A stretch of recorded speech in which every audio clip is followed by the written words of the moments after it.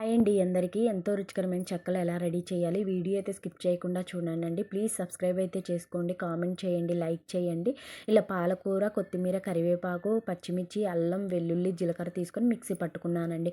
Mixie పట్టుకున్న తర్వాతకి బియ్యపిండి 1 కేజీ తీసుకొని అందులో ఉప్పు వేసుకొని ఇలా పట్టిన మిశ్రమాన్ని ఇందులోనే వేసేసుకొని పెసరపప్పు 2 అవర్స్ ముందే నానబెట్టుకున్నాను, అది కూడా వేసేసుకొని కొద్దిగా హాట్ వాటర్ పోసుకుంటూ కలుపుకోవాలి.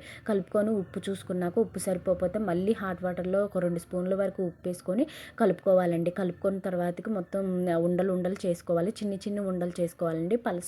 పలసగా వస్తాయి అప్పుడే. చిన్న అన్ని ఉండలు చేసుకొని పక్కన పెట్టేసుకోవాలి.